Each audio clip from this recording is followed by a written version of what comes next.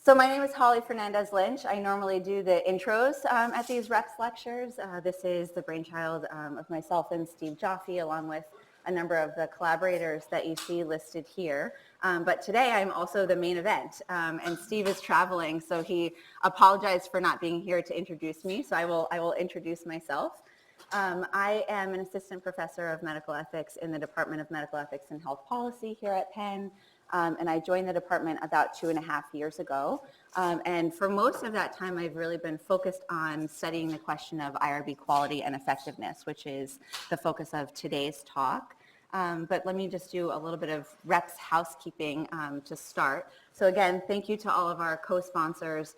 This marks the last session of the year. I think we've had a really successful first year, and we've got a great lineup of speakers coming up in the spring. So you'll be getting flyers from Mary Pham with some titles and more information about each one of those speakers. Greg Gonzalez, who was supposed to be the November speaker, had a death in the family, so we had to cancel him, but you see him on the schedule here for March 16th.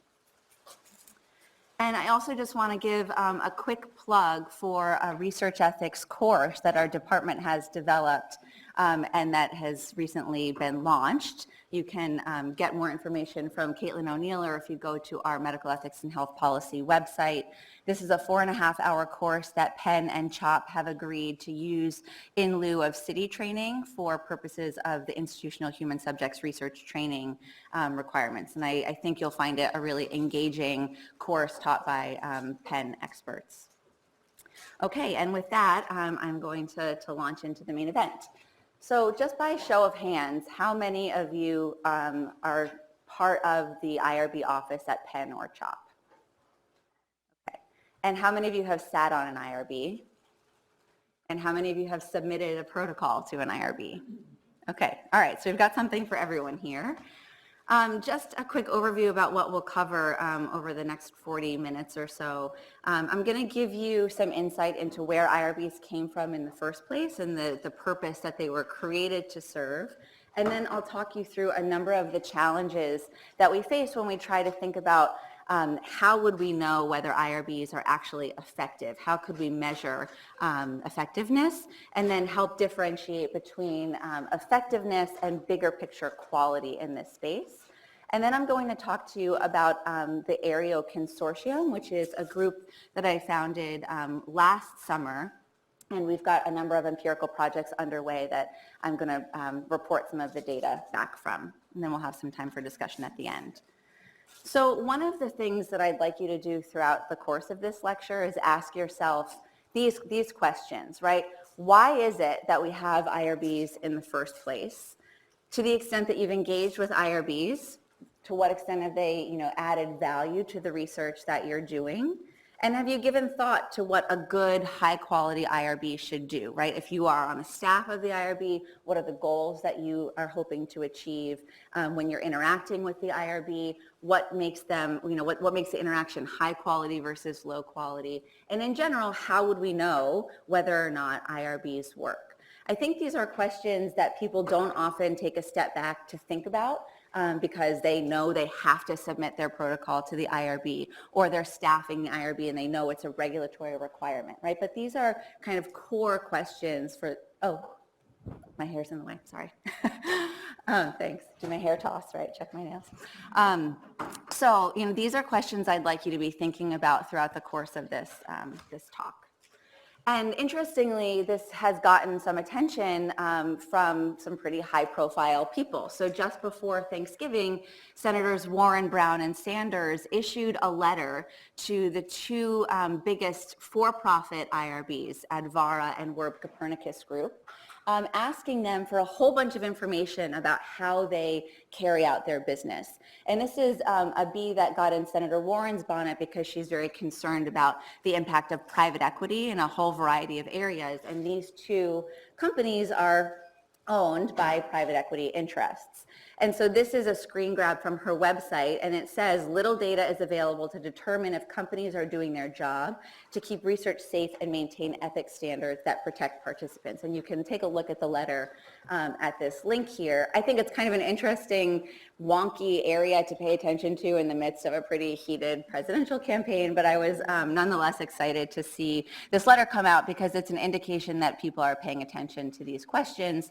And I think they became interested in it after some Stat News reporting about pay to participate research studies that highlighted the fact that these for-profit boards were the ones that had approved these concerning studies. But the challenge for this letter and any attention in this area is that it's not just the for-profit IRBs that have difficulty in this space. There's really little to no data available to determine if any IRB is doing its job to keep research safe and maintain ethics standards. And the letter acknowledges that, right? It says, despite the crucial role that IRBs play in protecting participants, there's almost no publicly available data about their effectiveness. And then it goes through this long laundry list of things that the senators want the companies to respond to in the next month. So one of the things they ask for are the number of studies that have been approved with or without major modifications, with the idea, I think, being, to figure out whether these companies are just rubber stamping protocols. But what if it's the case that the protocols are coming to them in really good shape, right? Those would be protocols that could get easily approved, and it wouldn't necessarily be evidence of rubber stamping. And to the extent that these boards do work with investigators and sponsors before they get the protocol, you would expect many of the issues to be worked out in the first instance. They want to know the number of studies that were rejected by another IRB and then came to these companies for approval, with a worry about IRB shopping. But how do we know that the other board that rejected it was wrong? Or excuse me, right? Maybe they inappropriately disapproved the study. And one of the concerns in the IRB space is that we don't have a mechanism of appeal, right? So IRB shopping in some instances is kind of a derogatory term, but it might actually be appropriate in some contexts. They want to know the number of serious and unexpected adverse events as a measure of risk, but we do research precisely because we don't know how risky the studies are going to be, right? So there could be unexpected adverse events that were appropriately unexpected and kind of unavoidable. And they want to know the maximum number of protocols per meeting. I don't know that we have a clear sense of what the right number of protocols is for an expert board to go through. These companies are really a machine, right? They've got full-time IRB members, and they've got a lot of meetings per week or per month. And overall, one of the biggest questions in this letter was, what are the metrics that these companies are using to evaluate their quality, efficiency, and effectiveness? I'm quite interested to find out what they say, because I don't think anybody has really figured this out yet, okay? So let's take a step back, right? How did we get this system that we currently have? IRBs or anything like them were not mentioned in the Nuremberg Code, which came out after World War II. And they really have their initial genesis in a policy that was put in place at the same time the NIH Clinical Center was being created, right? So this was a research hospital. And they put out this policy for research that was going to be done there called Group Consideration of Clinical Research Procedures Deviating from Accepted Medical Practice or Involving Unusual Hazard, right? And the idea was that they wanted investigators who are proposing to do this kind of work to not be their own judge and jury, but instead to rely on a system of peer review. And so the committee that was going to be put together had to evaluate, was this research necessary? What was the scientific basis for it? What were the potential hazards? And the idea was that these kind of peer review systems would help minimize conflicts of interest of individual investigators, but also that a group of people would come to a better ethical decision than any individual could. Then in the 1960s, we have a lot more attention to research ethics problems. We've got the Beecher study that's getting published, and just more attention to bad things that are happening. And this worried the NIH director, who thought maybe we're going to see public trust in research go down the tubes and we're not going to have people who are willing to participate in our studies. So he put together this commission to try to figure out what should NIH do. And what they ultimately came out with was a policy for public health service funded research that looks quite similar to the system that we have today. So the review was delegated to local institutions, right, funded institutions, and they needed to put together a committee of the researchers' institutional associates, his institutional associates at the time, right, mostly men who were doing this kind of work. And the committee was going to come up with an independent determination about whether there were adequate protections for the rights and welfare of research participants, whether there was adequate informed consent, and whether the risks and benefits of the research were appropriately balanced. The institution then had to assure the funder that they had gone through with this process. Looks pretty familiar to the system that we have today. So that gets adopted as a broader policy for all of the research that's funded by the Department of Health, Education, and Welfare. And then we get into this national reckoning about Tuskegee. And Congress then gets involved and was assessing two different approaches to oversight of research. One is the system that we ended up with. The other was a system of national oversight that's similar to what some other countries do, where you don't have this local review, but you've kind of got a government entity that's responsible for ethics review. And so Congress was convinced not to do this so long as Department of Health, Education, and Welfare adopted its policy as formal regulations, which they went ahead and did. The National Research Act also created the National Commission, which published the Belmont Report. The Belmont Report's recommendations for research ethics get incorporated into the Department of Health and Human Services regulations in 1981. We have the Common Rule come out in 1991, which is where multiple federal agencies agreed that they were going to apply this set of research regulations to research that they fund. And then most recently, we have a pretty substantial set of changes to the Common Rule that was finalized and promulgated in 2018. The big changes with regard to IRBs are requiring single IRB review of multi-site research, and then expanding the exemption so that there are some studies now that don't need IRB oversight at all. So where does that leave us, right, in terms of thinking about why do we have IRBs in the first place? We know from the National Research Act that they were intended to protect the rights of human subjects of research, but I think their mission is actually somewhat broader, right? So we are supposed to focus not only on participants, but justice across communities from which participants might be drawn. And we could protect participants just by blocking all research, right? That would be one way of doing it. That's not what a good IRB, I think most of us would agree, ought to do, right? They're also supposed to protect participants while promoting high quality and ethically appropriate research. Also, I think intended to create this culture of ethical concern within research institutions by offering training or consultation on protocols, and generally maintain and promote public trust in the research, okay? So I think these things are pretty clear in terms of the outcomes that we hope IRBs will achieve. And that's what we mean by IRB effectiveness, right? Success in achieving those outcomes. But we lack operationalized definitions of those big picture outcomes of interest. They can really be subjective and amorphous. How do we know if we're adequately protecting research participants? So we could look at adverse events, which is something that Senator Warren's letter does, right? But we don't know how many adverse events are too many. It's kind of unclear when they were avoidable or not. So these are the kinds of challenges for measurement that we come up with.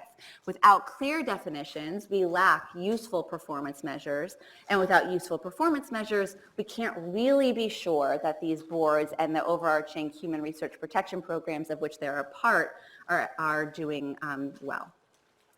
Also really difficult to study IRBs for a couple of other reasons. One is that they exist to prevent bad things from happening. Okay, so when bad things happen, we can count them up, we can kind of figure out causation, but when bad things don't happen, it's hard to know why they didn't happen unless you have some kind of denominator. In the absence of IRBs, this is the number of bad outcomes we would have, and now with IRBs, we've avoided those problems. That's why we do randomized controlled trials, but it's difficult to do that in the IRB setting where IRB oversight is a regulatory requirement. There's also lots of confounders built into the system. So IRBs are reviewing protocols, but investigators also have a big responsibility to make sure that they're doing the right thing. So if there's a bad outcome, maybe it's because the investigator went rogue, for example. It's really hard to get data about IRB performance. One, because maybe they're not collecting the type of data that would be most informative about themselves, but it's also challenging to get them to be willing to share data that might provide insight about their quality outside of their own institutions.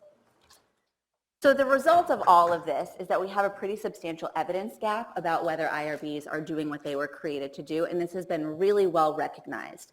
But a couple of quotes from key literature here, that there's strikingly little evidence about whether IRB goals are accomplished. The evidence that we do have is really focused on process and structure of IRBs as opposed to their outcomes.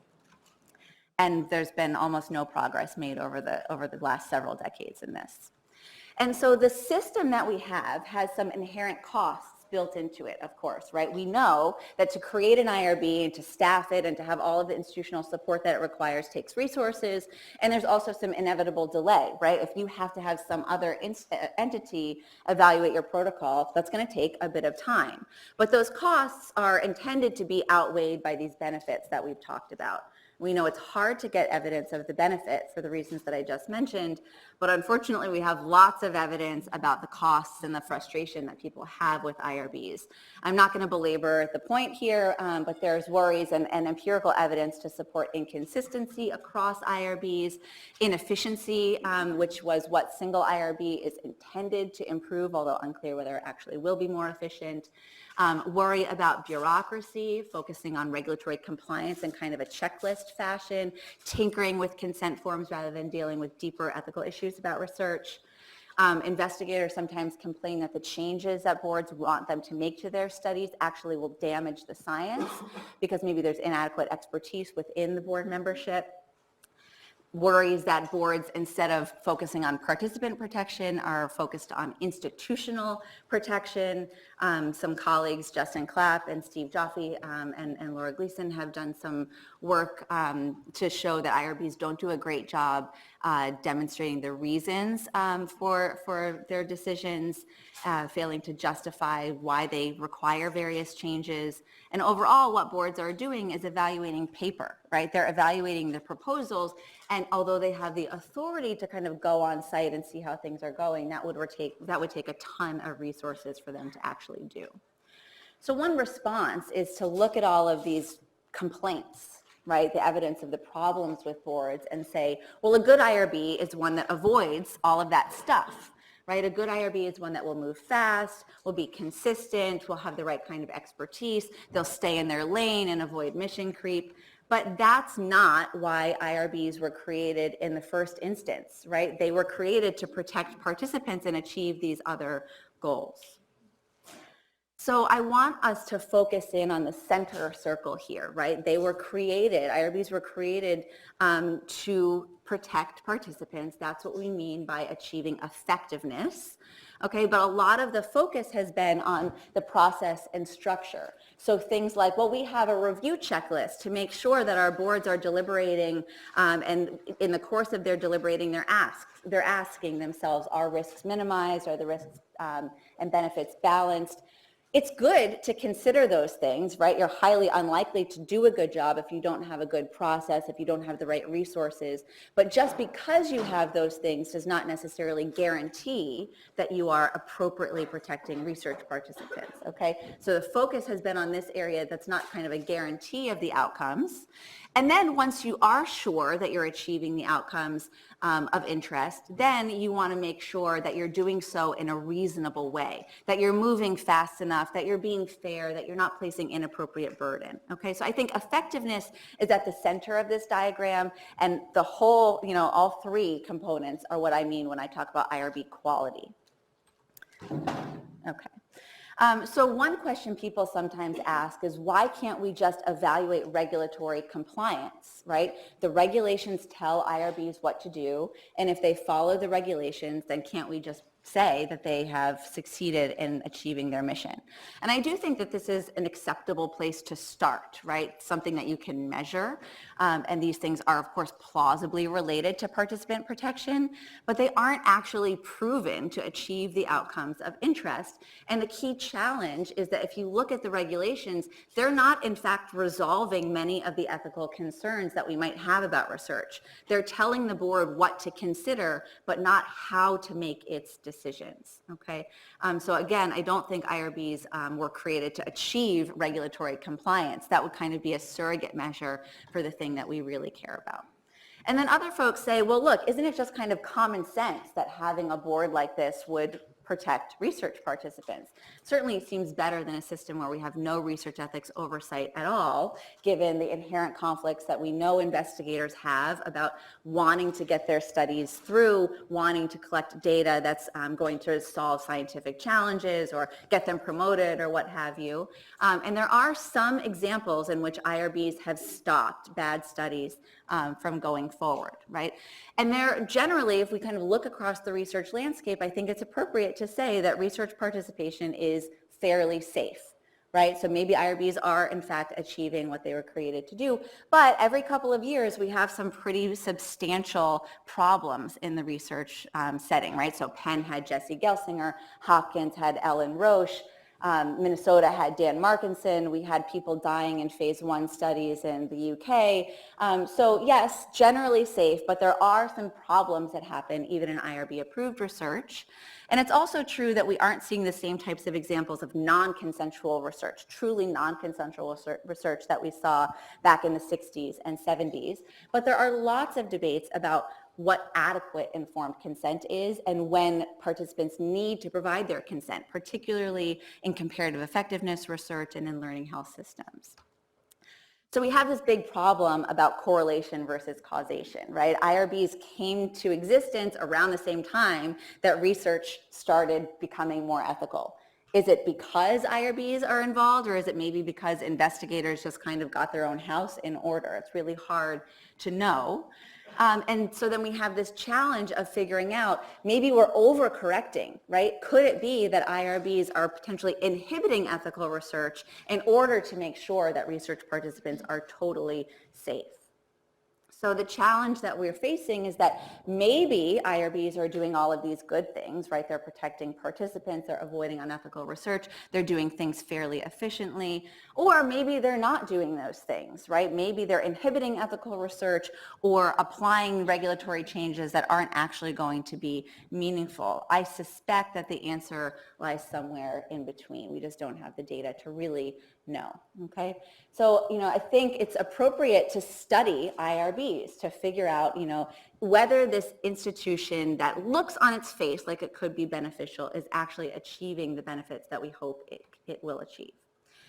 And so that's why I created the AEREO Consortium in summer of 2018.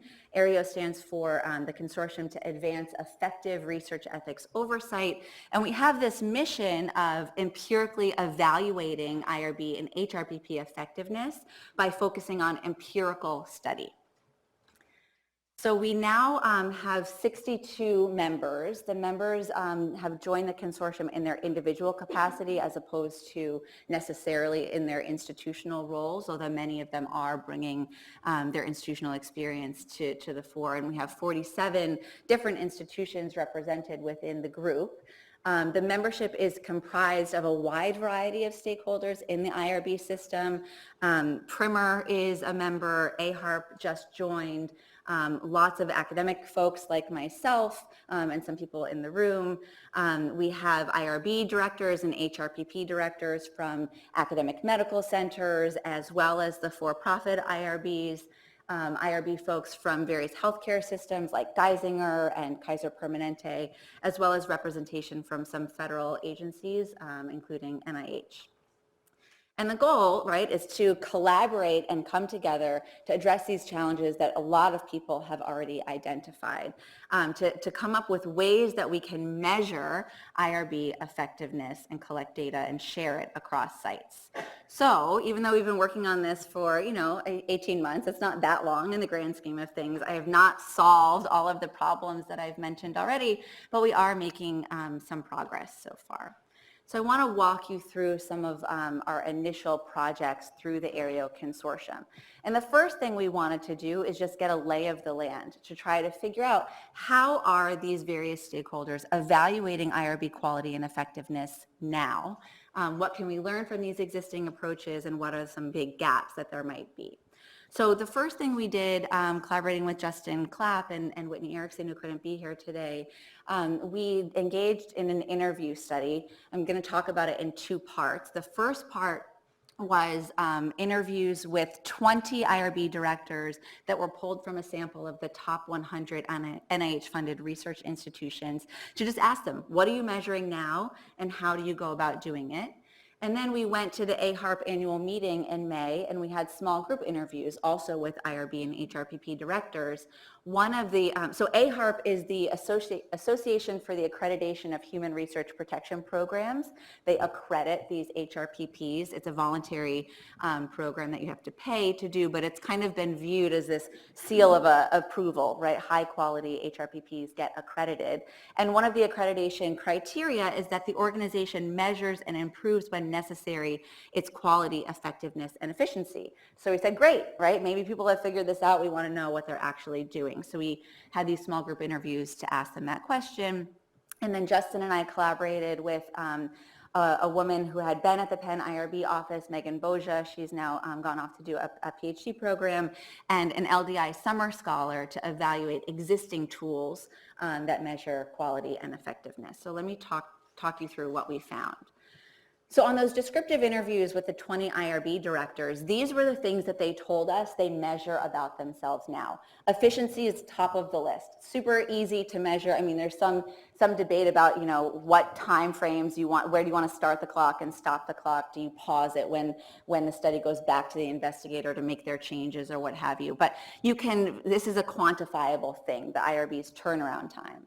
Are they compliant with the regulations? Have they been accredited? How high quality are their board members and staff, and are their stakeholders satisfied with the IRB? And the way they're measuring these things is by carrying out record-based audits, doing some post-approval monitoring, kind of pulling consent forms to make sure they're all signed and that kind of thing.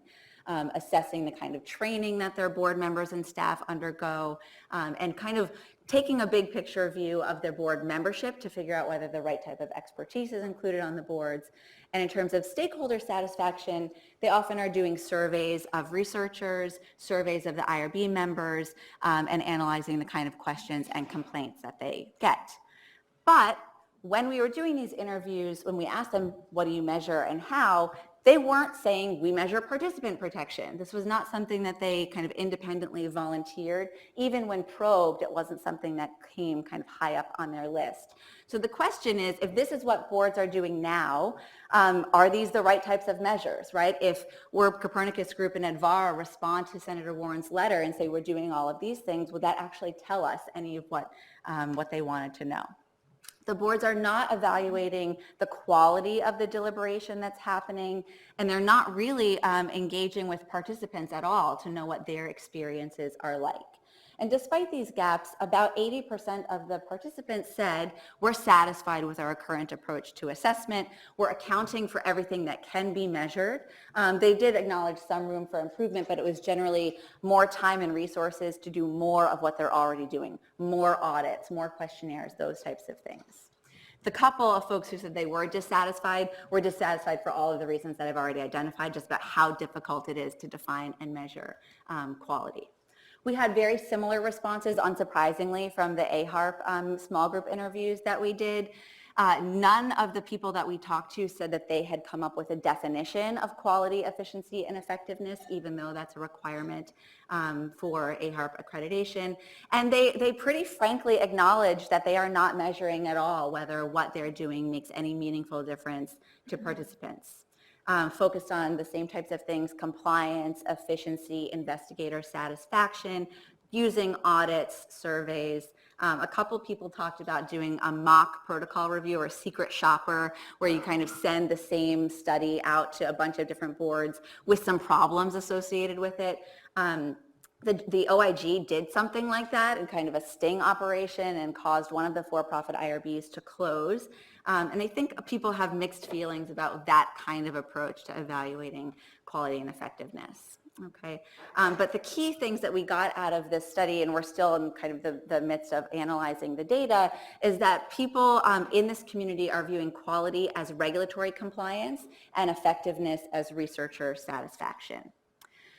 Then we took a look in the literature across the web to see what tools are there now to evaluate IRB quality and effectiveness. And we found 10 of them, some from regulators, some that have just kind of been put together by researchers, some from the US, some international. And we wanted to figure out what factors do they consider, how do they compare to each other, and what gaps might there be. So we did a qualitative analysis of all 10 of these tools, and we divided our codebook into structure elements, process elements, and outcomes. Very few measures of outcomes, right? So basically participant outcomes and complaints. And then we counted up the number of times each one of those topics got mentioned in any of the tools. And then we took all of the tools together to figure out which topics kind of rose to the top across all of the tools. The only thing that you need to take away from this slide is that it shows a lot of variability across all of the tools. So the tools are at the top, and then this is a set of elements that are specific to participant protection in the process category. So when things are colored blue or green, they came up with a lot of frequency in the particular tool. When they were yellow, they came up with very low frequency, and red was not mentioned at all. So across these same elements, you can see a wide variety of prioritization of these different elements. And then, as I said, we kind of counted up, what were the top topics across all of the tools. The only thing I want you to take away from this is that the green and blue represent process and structure measures. So in the top 10, none of them were outcome measures at all. 9, 10, and 11 were things that were pulled from the process category related to participant protection, but as you can see, they only came up in half of the tools that we examined.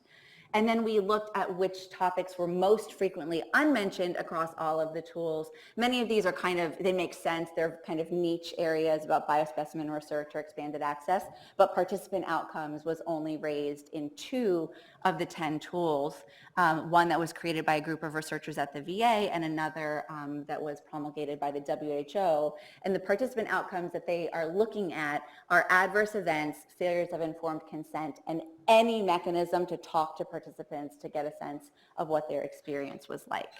So again, the main findings from that project were wide variability between the instruments, a common focus on process and structure with little attention to outcomes, and really a failure to prioritize the key things that one should be looking at to evaluate quality.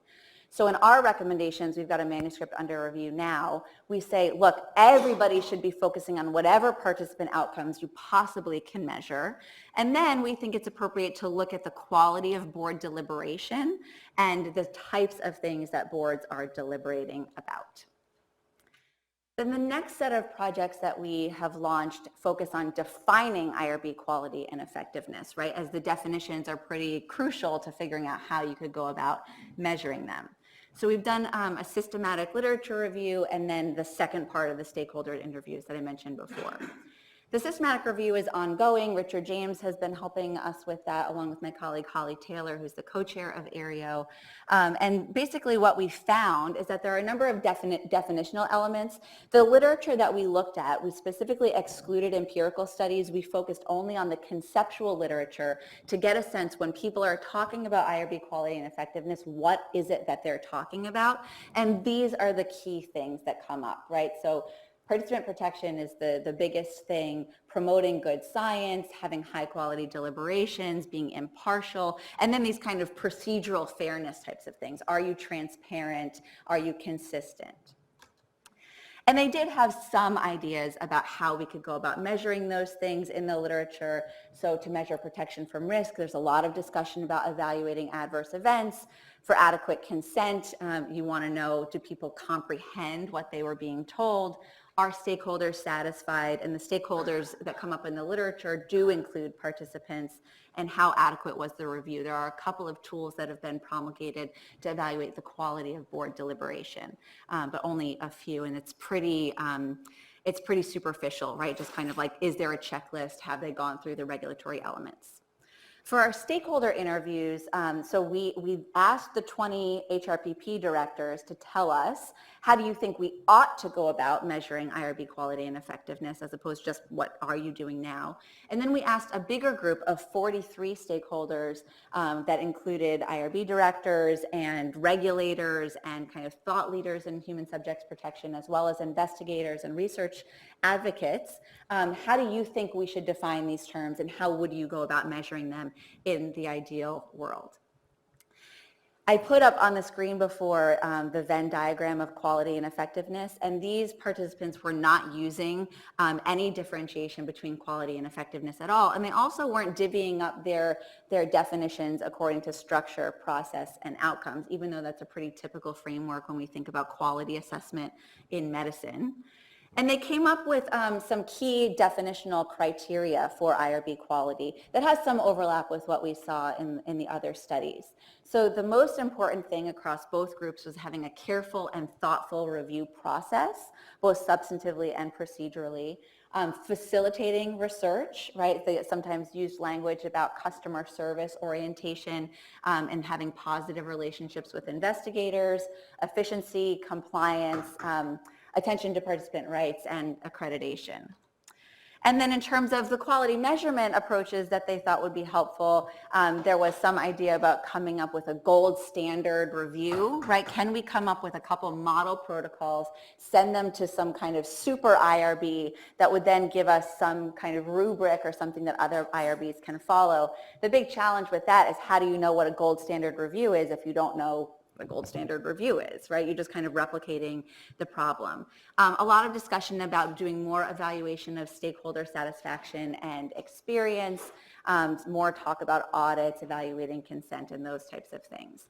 But the biggest theme that came out of these interviews, where we were talking with leading experts in the IRB world and saying to them, what does it mean for an IRB to be high quality? Almost unanimously, they were saying back to us, that's a really good question. I thought you were going to tell me, or isn't that why you're doing this study, or I don't know. And so some people had given it a lot of thought, but found it still really hard to nail down. The IRB directors that we talked to really struggled less with this as a kind of a conceptual and normative matter, and they just said a good quality IRB does all of the things that we're measuring now, right? Like much more concrete approach to this.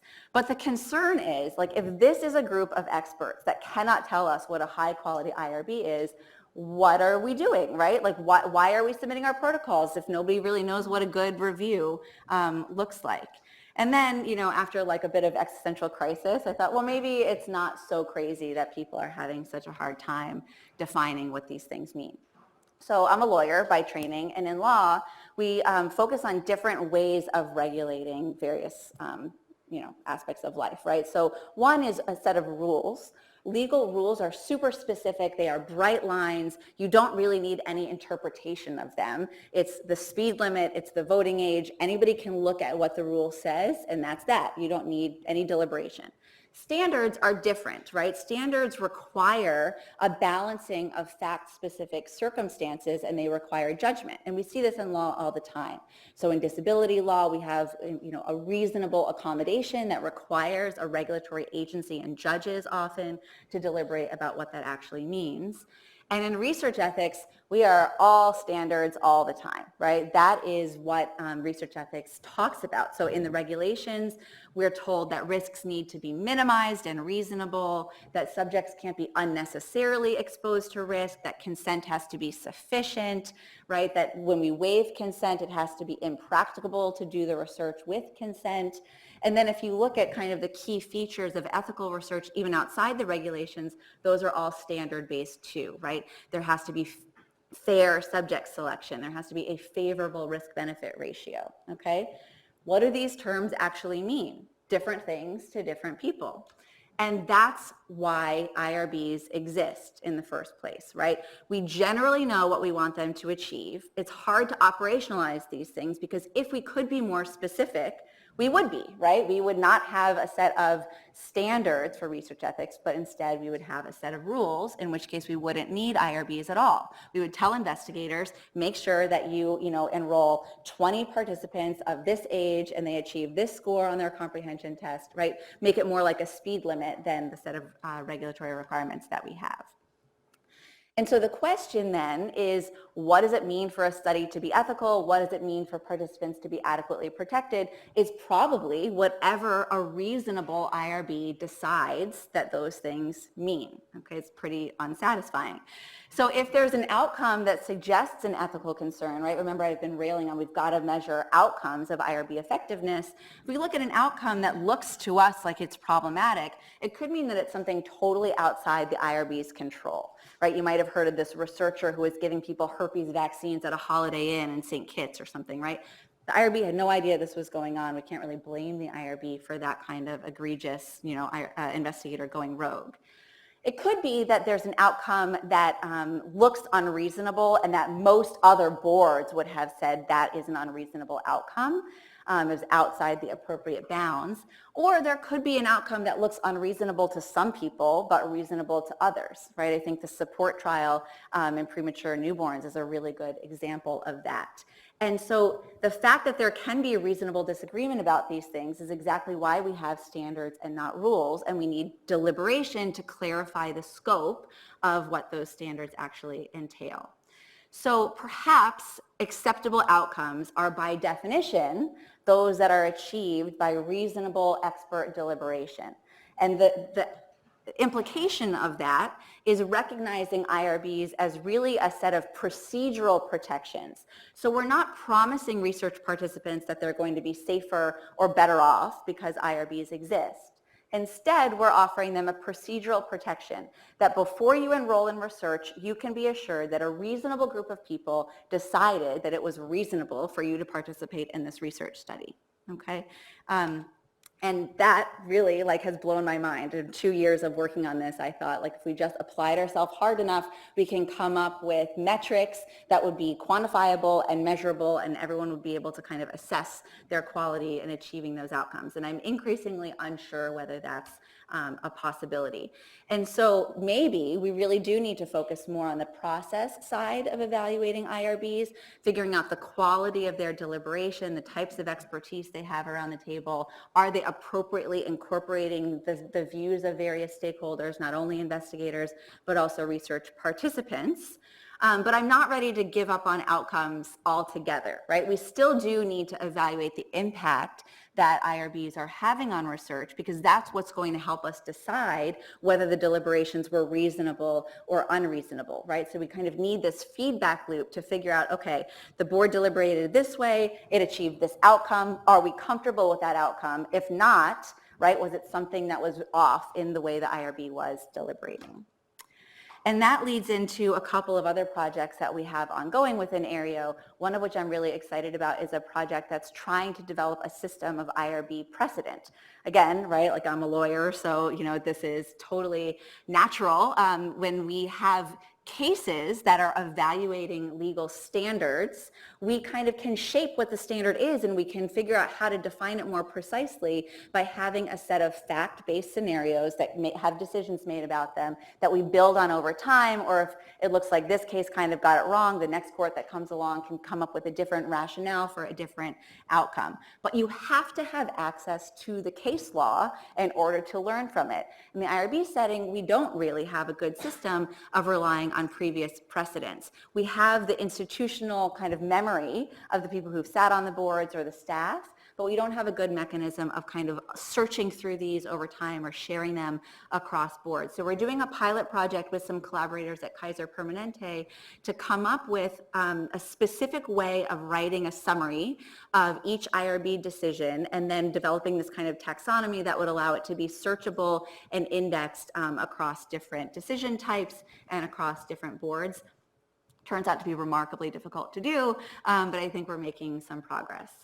And then the other thing that we can do is, instead of using this kind of deductive approach where we say, these are the outcomes that we care about, these are the metrics that we can measure them on, and kind of applying that on a top-down basis, we can do something that's more inductive. And we can talk to the different stakeholders and say, what is it that you think a good IRB should do? And to the extent that the IRBs are adding value in those areas, let's do more of those things, right? Let's list them out and let's evaluate how IRBs are achieving those goals.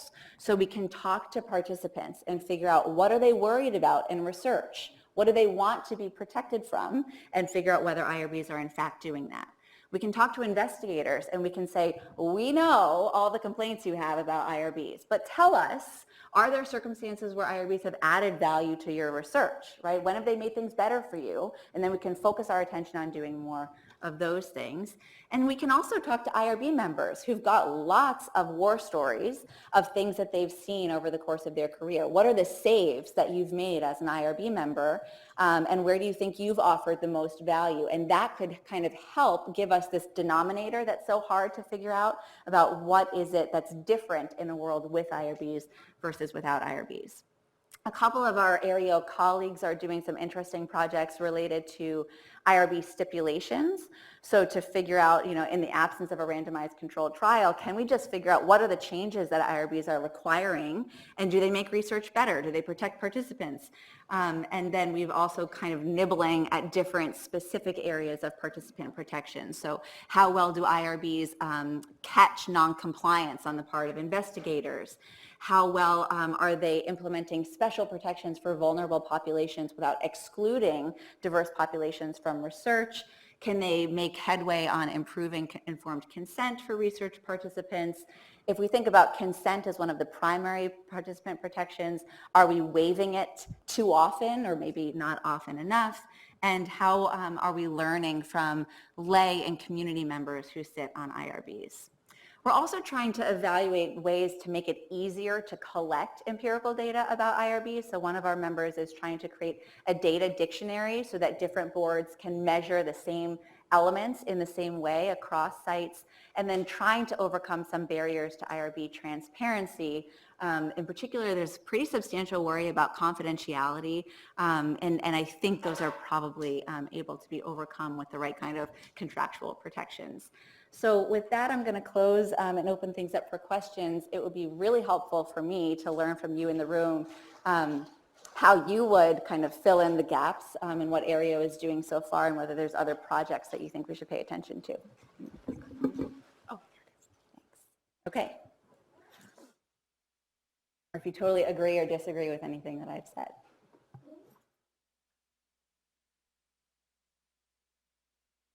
I'll agree. Yeah. So I'm curious, you said a little bit about this, but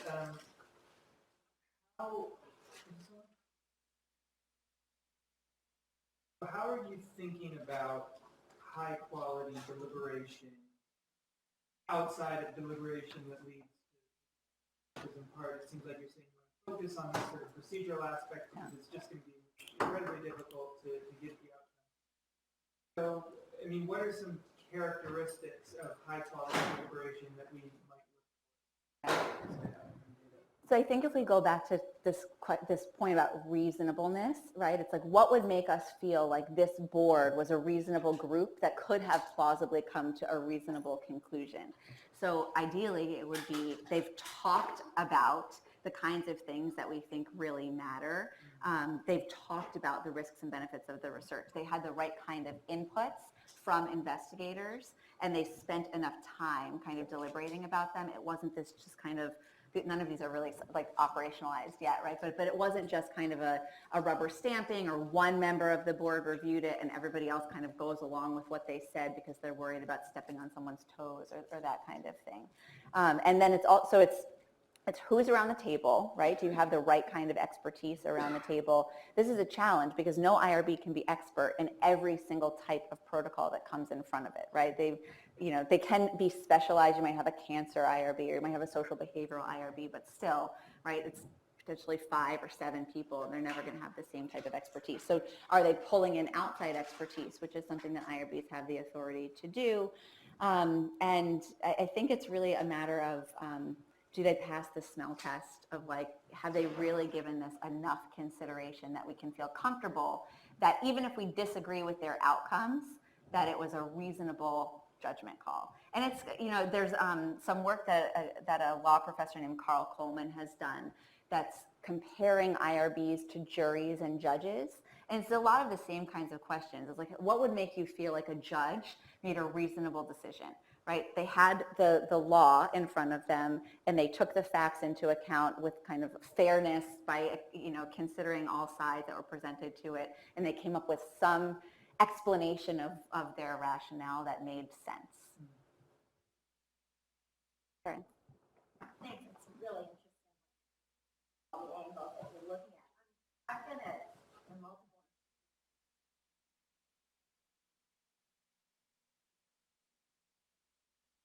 general perspectives of IRB, and we're here to slow you down and give you Okay, I can hear you. we're here to slow you down, give you a hard time, make your life difficult. And alternative to that could be we're here to help make it safer, more fair, more, protective. And to help you. So I was just thinking in my own mind.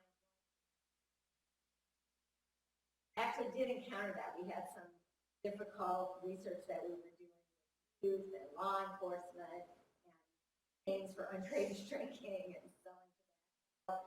And, it's kind of territory. This is a while ago. But there weren't easy answers, but the IRB director kind of worked with us. There can a lot of solutions for new issues that come up. I hear about from colleagues. We got the IRB to do X, but I've never had the IRB say, "Oh, we did this for so-and-so who's got a similar study." You could use that approach. Just wondering if you've encountered phrase in your interviews and whatnot, IRB being, either proactively or helpful. Yeah, I mean, so there's definitely different breeds of IRB that we've heard about, right? And so there are some that people complain about as like, they're just going to say no to everything, they don't understand what we're doing, and they are here to cover the institution. And then there's another breed that focuses on, this is the customer service ideal, right? That we want the investigators to understand why we're here, that we're not just here to slow you down, but we actually have been around the track once or twice, and we've seen other people who've proposed similar studies, and we know what the concerns are that maybe you haven't thought of, and we're here to help you think through those issues. So it's something that I think IRBs themselves are quite aware of, and it's a challenge sometimes for them to kind of get over the innuendo and rumors that might be spread about the IRB within kind of training programs and kind of the lore that gets passed down from more senior investigators to more junior investigators. But it's something that I think a system of IRB precedent can help with to the extent that it's made available to investigators too. There was an example of a group of researchers in New Zealand, I believe, who put together something, I'm not going to remember what the acronym stands for, but it's TEAR, T-E-A-R, and they were posting their own protocols and IRB letters and communication so that other investigators could learn from it. That's clearly something that would be much better if the IRBs were doing, right? It would be a much more, it would be a broader set of decisions. And it also relates to Justin's work about giving people reasons, right? So if you're the IRB and you just say you've got to make these changes, right, without explaining it, that can be really frustrating to investigators who kind of feel like they're just being tinkered with and may not understand the rationale behind the changes, whether they're regulatory compliance issues or bigger picture ethical challenges.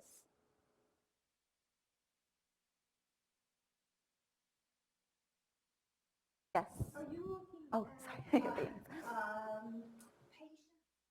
or about the Sorry, I can use the mic.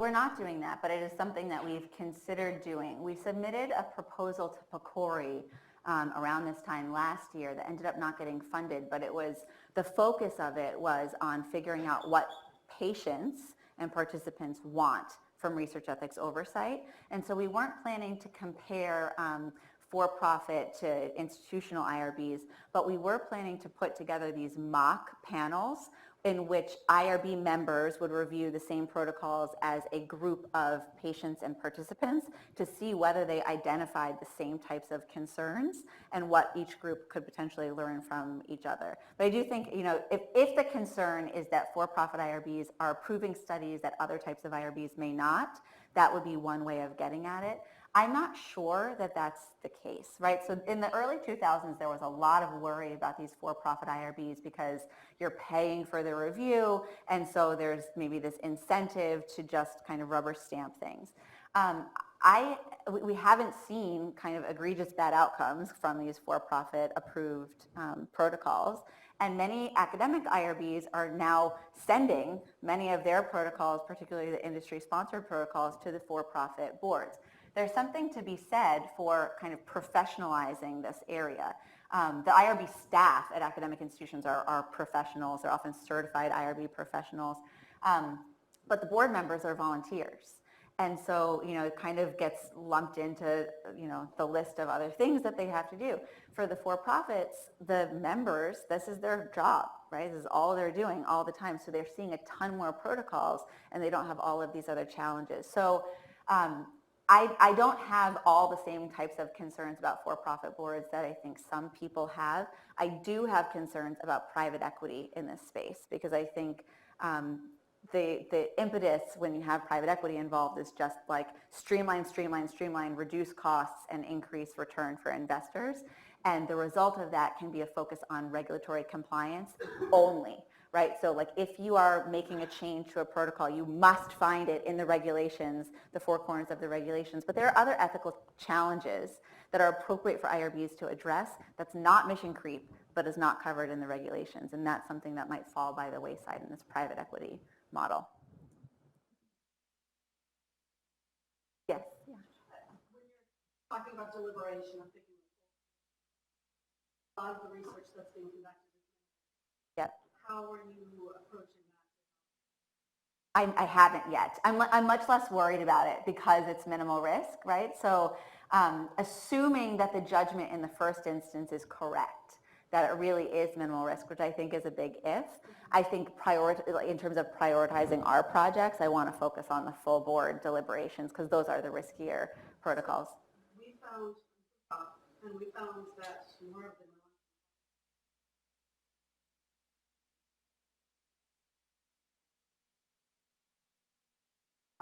looking at the research or the non-compliance, which may not result in the deaths, still might be some harms to subject.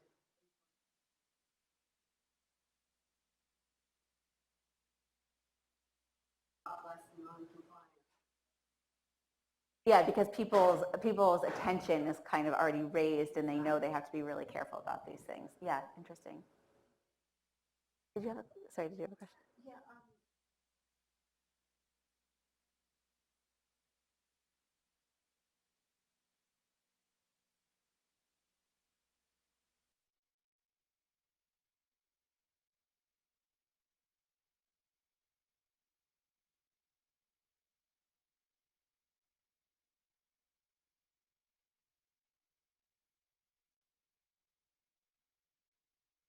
And then compare that.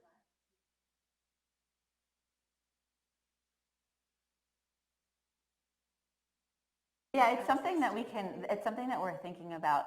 The tricky thing is identifying projects that should have been a save is often quite difficult because there's this reasonable disagreement within the community, right? So there are some like big picture obvious ones from like the 60s and 70s that had the IRB been paying attention or had an IRB been reviewing the research, those things would have been stopped, right? Or, the conflicts of interest related to Gelsinger or the risks that were associated with the Hopkins asthma study that the board should have probably caught if they had the right kind of expertise. But those things are so few and far between that it's difficult to come up with like a good comparator group, which is why we thought if we could get insight from the IRB members about what they're seeing and not letting go through, that might be a more informative approach.